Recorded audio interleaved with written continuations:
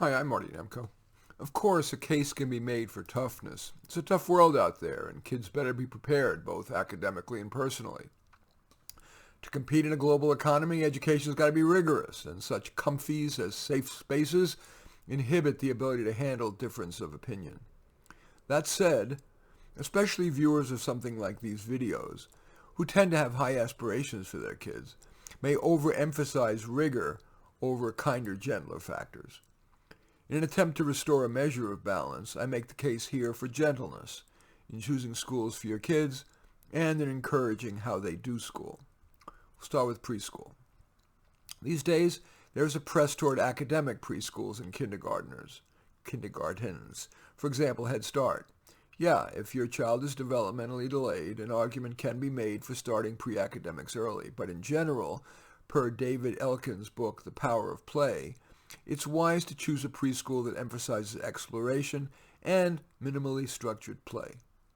Now let's turn to K-8. That is kindergarten through 8th grade. Here again, choose a school that emphasizes developing the whole child, not just the academic brain. In addition, value a student body that seems kind. In some schools, even in early grades, competition is cutthroat, and there are too many bullies and exclusionary, even malevolent cliques. As you peek into a prospective school's classes, do the kids seem contentedly engaged in active learning, individually and in groups? Or do they tend to seem bored or even disruptive? During recess, is kindness the dominant tenor? Usually once or twice in a child's elementary school years, scuttlebutt and your observations as you visit the school may suggest that a particular teacher would be much better aligned with a whole child philosophy and otherwise be well suited to your kid. For example, if you have a bright child, he or she would benefit from a teacher who pays special attention to such kids. In such a year, the preceding spring, explain to the principal or school counselor why that teacher would be a much better fit for your child. A moderate approach to homework is wise. I don't know of anyone whose life success or happiness much depended on whether they took a moderate rather than dogged approach to homework. Extracurriculars should build on strengths. It pains me to see parents insist that junior keep taking music lessons or playing a sport when talent and pleasure are conspicuously absent.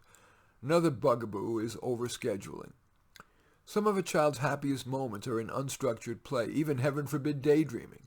Some of my happiest moments were lying on the grass, watching clouds scud by and thinking, or observing snowflakes light on my window, or strolling up the street, thinking and enjoying the beauty of trees and their falling leaves and seed pods. And I didn't turn out to be a total failure. And finally, let's turn to high school. In addition to the kinder, gentler factor, here's where, in some schools, the pressure to get into prestigious colleges makes some kids sacrifice their potentially wonderful high school years by loading up on advanced placement classes, those are college-level classes, taking an SAT preparation course and studying for multiple retakes, doing odious extracurriculars such as tuba playing or waking at 4 a.m. to freeze on the crew lake. And for what?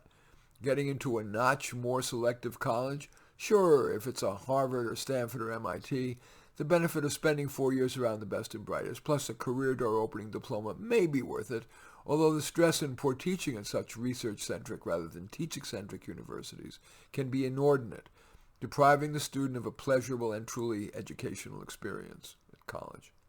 Remember that genetics, parenting, peers, and neighborhood likely will have a bigger impact on your child's career and life success than getting into Stanford versus Berkeley, let alone SUNY Binghamton versus SUNY Geneseo, or NYU versus Queens College. It's rarely worth sacrificing some of life's best years for that. Besides, it's a bad lesson for a parent to imply that it's worth prostituting oneself for anything, let alone for Northwestern versus University of Illinois.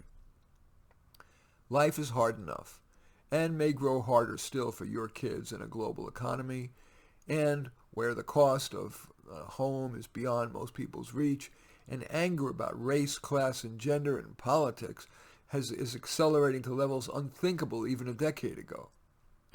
Among the most important things a parent can do is to facilitate your child having a balanced school experience.